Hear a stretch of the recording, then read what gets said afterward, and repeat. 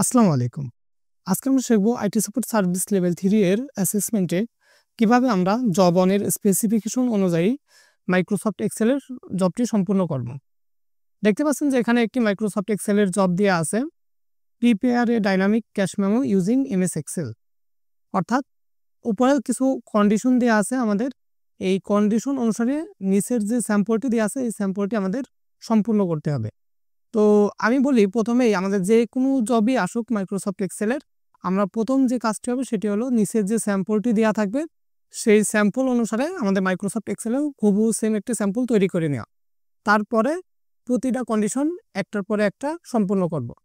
তো প্রথমে আমরা মাইক্রোসফট এক্সেল সফটওয়্যারটি ওপেন করে নিই আমাদের এই যে স্যাম্পলটি দেওয়া আছে সেই স্যাম্পলটি কমপ্লিট করার জন্য। তো আমি আমার কম্পিউটার থেকে মাইক্রোসফট এক্সেল সফটওয়্যারটি ওপেন করে নেই। ওপেন করার পরে ব্ল্যাঙ্ক ওয়ার্কবুক এখানে ক্লিক করব। এখানে ক্লিক করার পরে আমরা দেখতে পাচ্ছি প্রথম লাইনে লেখা আছে এমএস হাসান স্টেশনারি। তারপরে দ্বিতীয় লাইনে দেওয়া আছে শেরে বাংলা নগর ঢাকা।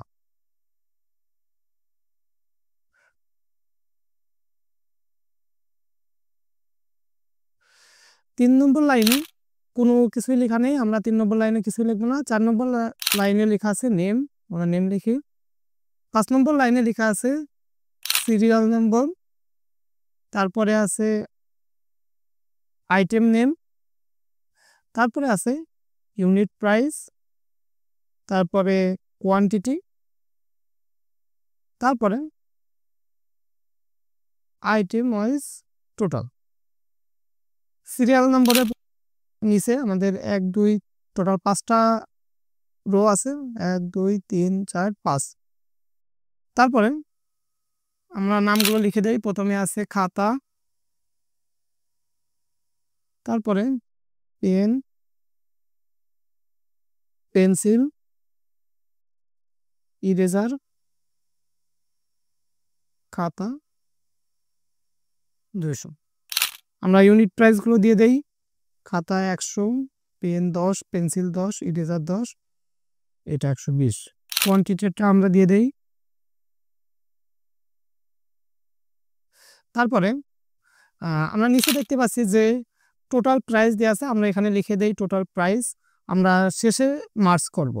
প্রথমে আমরা টেক্সটগুলো আগে লিখে নেই, টোটাল প্রাইস। তার নিচের রোতে আছে ডিসকাউন্ট, তার নিচে আছে টোটাল প্রাইস আফটার ডিসকাউন্ট, তারপরে আছে টোটাল ভ্যাট, তারপরে আছে নেট প্রাইস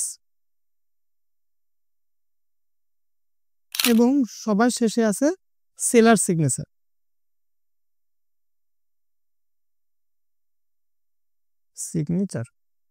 আচ্ছা, এখন আমরা মার্কস করে নেই। প্রথম যে লাইনটা আছে সেটা আমরা দেখতে পাচ্ছি যে সম্পূর্ণ টোটাল আইটেম ওয়াইজ টোটাল পর্যন্ত মার্কস করা, আমরা এটা মার্কস করে নেই। আমরা মার্কস করার জন্য প্রথমে আমাদের সেলগুলো সিলেক্ট করে নিতে হবে। সেলগুলো সিলেক্ট করে নেওয়ার পরে আমাদের যে উপরে দেখতে পাচ্ছি এখানে মার্জ অ্যান্ড সেন্টার লেখা আছে, আমরা এখানে ক্লিক করে দেবো।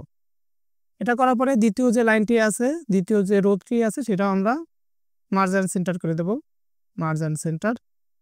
3 নম্বর যে রোটি আছে সেটা সম্পূর্ণ ফাঁকা, আমরা এটাও সিলেক্ট করার পরে মার্জ অ্যান্ড সেন্টার করে দিলাম।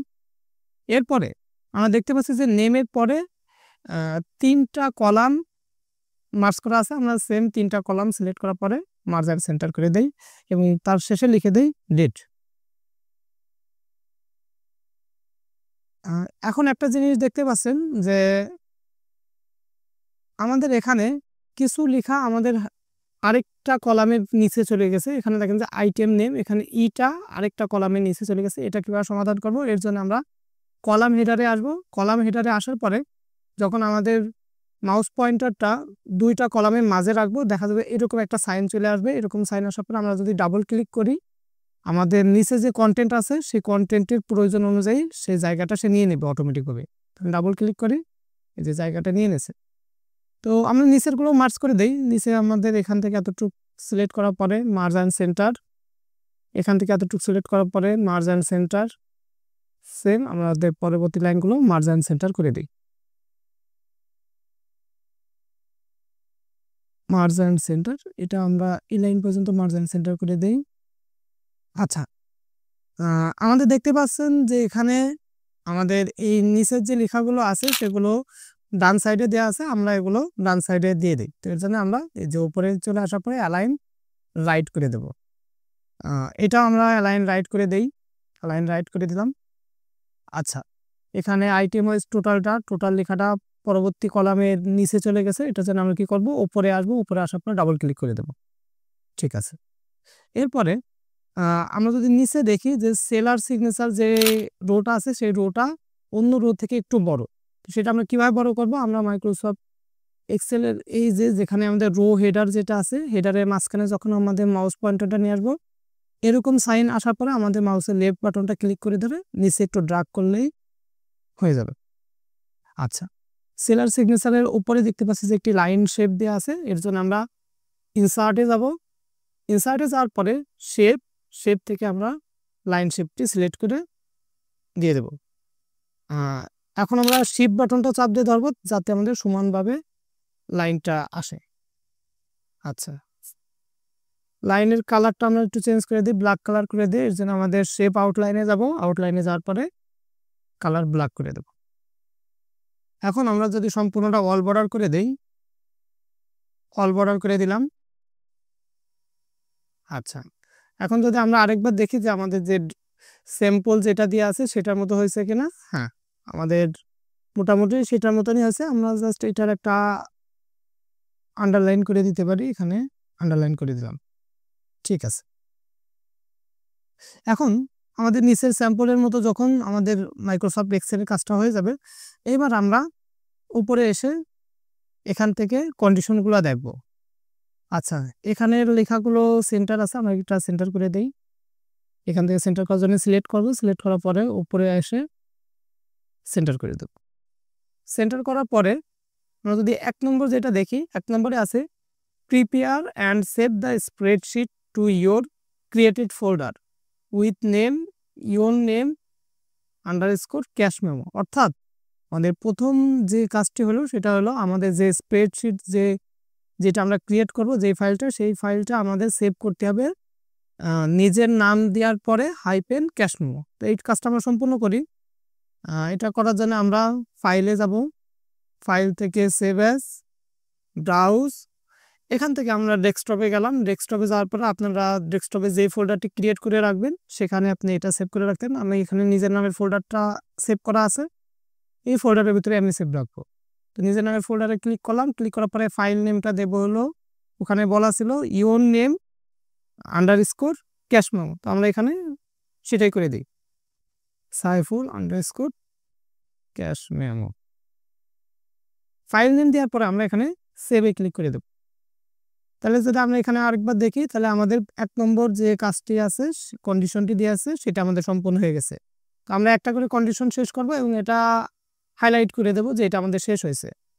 তো আমরা এখান থেকে হাইলাইট করে দেই, 1 নম্বরটি শেষ।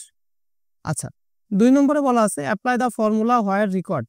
অর্থাৎ আমাদের যেই স্যাম্পল আছে এখানে আমাদের যেখানে যেখানে আমাদের ফর্মুলার প্রয়োজন পড়বে সেখানে সেখানে আমাদের ফর্মুলা লিখতে হবে, এটা বলা হয়েছে। এটা আমরা তো পরবর্তী সবগুলোতে করবো, এই জন্য এটাও আমরা হাইলাইট করে দিই যে এটাও সম্পূর্ণ করেছে। 3 নম্বরে আছে ক্যালকুলেট আইটেম ওয়াইজ টোটাল। অর্থাৎ আমাদের যে আইটেমগুলো আছে, আইটেমগুলোর প্রাইস এবং কোয়ান্টিটি অনুযায়ী আমাদের টোটালটা লিখতে হবে। অর্থাৎ প্রতি পিস যদি 100 টাকা হয় তাহলে 5 পিসের কত টাকা সেটা আমাদের এখানে লিখতে হবে। অর্থাৎ ইউনিট প্রাইস দিয়ে আছে, কোয়ান্টিটি দিয়ে আছে। তো আমরা সিম্পলি কি করব, ইউনিট প্রাইসের সাথে কোয়ান্টিটিটা যদি আমরা গুণ করে দিই তাহলে আমাদের আইটেম ওয়াইজ টোটালটা বের হয়ে আসবে। তো এর জন্য আমরা লিখবো এখানে ইকুয়াল এই সেল, অর্থাৎ ইউনিট প্রাইস ইনটু কোয়ান্টিটি। এটা লেখার পরে আমরা কিবোর্ডের ইন্টার বাটন চাপ দেব। দেখেন যে আমাদের এখানে আইটেম ওয়াইজ টোটালটা চলে আসছে। এরপরে আমরা এই যে মাউস পয়েন্টার যেটা আছে সেটা আমরা যদি সেলের একদম নিচে কোনায় নিয়ে আসি, তাহলে এরকম ছোট যখনই সাইন আসবে তখন এটা আমরা নিচে জাস্ট ড্রাগ করে দেব। ড্রাগ করার পরে দেখতে পাচ্ছেন যে আমাদের নিচেও ফর্মুলাগুলো অ্যাপ্লাই হয়ে গেছে। এরপরে আমরা টোটাল প্রাইস বের করব। আমরা দেখি এখানে, তার মানে আমাদের 3 নম্বর কাজটি সম্পূর্ণ হয়ে গেছে। আমরা 3 নম্বর কাজটিও আমরা হাইলাইট করে দিতে পারি। এরপরে বলা আছে 4 নম্বরে বলা আছে calculate total price. Calculate total price বলতে আমাদের বলা হয়েছে যে ওপরের যে লেখাগুলো আছে সেটা টোটাল প্রাইসটা বের করার জন্য। তো এর জন্য আমরা লিখব ইকুয়াল সাম ফার্স্ট ব্র্যাকেট প্রথম থেকে এতটুকু সেল আমরা সিলেক্ট করলাম, দেন এন্টার। এখন দেখেন আমাদের টোটাল প্রাইস চলে আসে। তাহলে আমাদের 4 নম্বর যে কাজটি আছে সেটাও কমপ্লিট হয়ে গেছে, এটাও আমরা মার্ক করে দিতে পারি।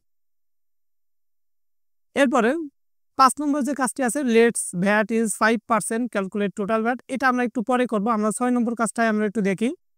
Discount is 5% if purchase is greater than 1000 টাকা। অর্থাৎ আমার যে টোটাল কেনাকাটা সেটা যদি আমার 1000 টাকার বেশি হয় তাহলে আমার ডিসকাউন্ট পাবো 5%। আর তারপরে বলা আছে 7% when purchase is greater than 3000 টাকা। অর্থাৎ যদি আমার যে টোটাল যে প্রাইস আসবে সেটা যদি আমার 3000 টাকার বেশি হয় সেক্ষেত্রে আমি 7% ডিসকাউন্ট পাবো। আচ্ছা, তো এটা আমরা আগে সম্পূর্ণ করি। আমরা এখানে লিখি ডিসকাউন্ট, এখানে লিখি ইকুয়াল ইফ, যদি আমার টোটাল প্রাইস কোনটা, এই যে এই সেল গ্রেটার দেন 1000 টাকা। অর্থাৎ আমার যদি টোটাল প্রাইস 1000 টাকা বেশি হয় তাহলে কি হবে, আমার 5% ডিসকাউন্ট পাবো। কিসের 5% ডিসকাউন্ট পাবো? টোটাল প্রাইসের 5% ডিসকাউন্ট পাবো। তো এই সেল ইন্টু 5%। এরপরে কমা দেব। কমা দেওয়ার পরে আমাদের পরবর্তী কি বলা হয়েছিল? পরবর্তী বলা হয়েছিল যে যদি আমাদের 3000 টাকার বেশি পারচেজ হয় তাহলে আমরা 7% ডিসকাউন্ট পাবো। তো আমরা এখন লিখি ইফ এই সেল গ্রেটার দেন 3000 টাকা, 3000 এটা যদি হয় তাহলে ভ্যালু ইফ ট্রু হবে এই সেল ইন্টু 7%। এরপরে কমা দেওয়ার পরে আমরা 0 দিতেও পারি অথবা ব্র্যাকেট শেষ করে দিতে পারি। তো আমি এখানে 0 দিলাম, ব্র্যাকেট শেষ করলাম, দেন এন্টার।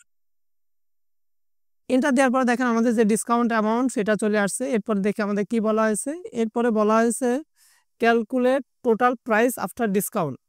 অর্থাৎ আমাদের এই টোটাল প্রাইস আফটার ডিসকাউন্ট এটা আমাদের ক্যালকুলেট করতে হবে। তো আমরা এটা কিভাবে ক্যালকুলেট করব, আমাদের যে টোটাল প্রাইসটা আছে সেটা থেকে আমরা ডিসকাউন্টটা মাইনাস করলে বা বিয়োগ করলে আমাদের সেই অ্যামাউন্টটা বের হয়ে আসবে। তো এটার জন্যই আমরা কি করব, টোটাল প্রাইস থেকে মাইনাস ডিসকাউন্ট, এটা আমরা মাইনাস করে দেব। মাইনাস করার পরে দেখেন যে এখানে আমাদের টোটাল প্রাইস আফটার ডিসকাউন্ট যে অ্যামাউন্টটা আছে সেটা চলে আসছে। এখন আমরা দেখি আমাদের এটাও সম্পূর্ণ হয়ে গেছে। 6 নম্বর যেটা হয়ে গেছে সেটা আমাদের সম্পূর্ণ হয়ে গেছে, এটা আমরা হাইলাইট করে দিতে পারি। এটা আমরা হাইলাইট করে দিলাম। এখন দেখেন আমরা যদি এটা দেখি let's vats is 5% calculate total VAT, আমরা এখন এটা করতে পারি। এখানে বলা হয়েছে যে 5% ভ্যাট আসবে, আমার যে টোটাল যে অ্যামাউন্ট আছে তার থেকে 5% ভ্যাট। আমরা এটা এখন এখানে লিখে দিতে পারি ইকুয়াল আমাদের টোটাল প্রাইস কোনটা আসছে, এইটা আসছে, ডিসকাউন্টের পরে যে এইটা প্রাইস আসছে এইটা। তাহলে এই সেল ইন্টু 5%। এবার আমরা কিবোর্ড থেকে এন্টারে চাপ দেই, আমাদের যে টোটাল ভ্যাট সে ভ্যাটের অ্যামাউন্টটাও চলে আসছে। তাহলে আমাদের 5 নম্বর যেটা আছে সেটাও আমাদের কমপ্লিট হয়ে গেছে, এটাও আমরা হাইলাইট করে দিতে পারি।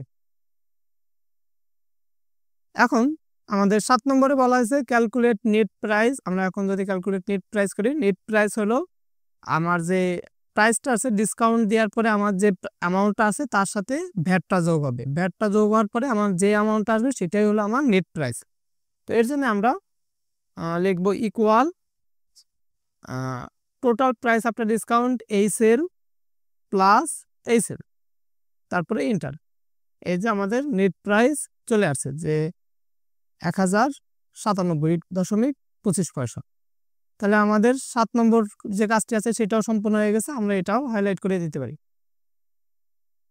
8 নম্বরে বলা হয়েছে the product quantity and price আর changeable, assessor will check formula by changing the values of product quantity and prices. অর্থাৎ অ্যাসেসর চাইলে আমাদের এখানে যে কোনো কিছু চেঞ্জ করতে পারে, অ্যামাউন্ট চেঞ্জ করতে পারে। চেঞ্জ করার পরে যদি এখানে অটোমেটিকভাবে এটা কাজ করে তাহলে আমাদের জবটি সম্পূর্ণ হবে। আমি এখানে একটু কিছু চেঞ্জ করে দেখি সেটা চেঞ্জ হয় কিনা। আমি যদি এখানে পেনের প্রাইস 5 টাকা করে দেই, আমি এখানে যদি 5 লিখি দেখা যাবে যে এখান থেকেও সবকিছু চেঞ্জ হয়ে যাবে। এই যে সব চেঞ্জ হয়ে গেছে, অর্থাৎ আমাদের প্রতিটা ফর্মুলাই ওয়ার্ক করতেছে। আচ্ছা, এখন আমাদের এখানে ডেটের এখানে আমরা চাইলে একটা লিখতে পারি, আমরা কন্ট্রোল এবং যদি সেমিকোলন ব্যবহার করি তাহলে আমাদের ডেটটা অটোমেটিক চলে আসবে, অথবা আমি কিবোর্ড থেকে লিখেও দিতে পারি, কিন্তু আমি চাচ্ছি কন্ট্রোল প্লাস সেমিকোলন যখনই চাপ দেবো তখনই ডেট অটোমেটিকভাবে চলে আসবে। এই যে ডেটটা চলে আসছে অটোমেটিকভাবে। তো এটা আমরা করে দেবো। এটা করে দেওয়ার পরে আরেকটা জিনিস যেটা হলো আপনাদের কনফিউশন থাকতে পারে, সেটা হলো টোটাল ভ্যাট। টোটাল ভ্যাট আবার অ্যাসেসর এরকম বলতে পারে যে টোটাল প্রাইস থেকে টোটাল ভ্যাট আসবে, এখান থেকে যদিও ক্লিয়ার করে দেওয়া নেই যে total VAT is 5%, calculate total VAT. Total VAT কোনটা থেকে ভ্যাট আসবে সেটা এখানে ক্লিয়ার করে দেওয়া নেই, কিন্তু আমরা যদি গুগল থেকে জানতে চাই তাহলে আমাদের এখানে দেওয়া আছে যে ভ্যাট সবসময় ডিসকাউন্ট প্রাইসের উপরে বসে। তারপরেও অ্যাসেসর যদি বলে যে আমাদের ভ্যাটটা আসবে টোটাল প্রাইস থেকে, সেক্ষেত্রে আমরা জাস্ট এই সেলের ভিতরে লিখবো equal total price into 5%, then enter. এটা অ্যাসেসরের কাছে আমরা শুনে নেব যে স্যার টোটাল ভ্যাটটা আমরা কি after discount, total price after discount এখান থেকে করব নাকি টোটাল প্রাইসের থেকে করব। অ্যাসেসর যেটা থেকে করতে বলবে আমরা সেটা থেকে করব, কিন্তু নর্মালি আমরা সবসময় এইটাই হয় যে টোটাল প্রাইস আফটার ডিসকাউন্ট সবসময় ভ্যাটটা এই ডিসকাউন্ট প্রাইসের ওপরেই ভ্যাট বসে। তো সেক্ষেত্রে আমরা এটা ইন্টু 5%। আর তার মধ্যেও যদি কোনো কনফিউশন থাকে সেক্ষেত্রে আমাদের অ্যাসেসরের থেকে এটা শুনে নেওয়াই সবচেয়ে বেশি বেটার হবে। ঠিক আছে, ধন্যবাদ সবাইকে ভিডিওটি সম্পূর্ণ দেখার জন্য। আল্লাহ হাফেজ।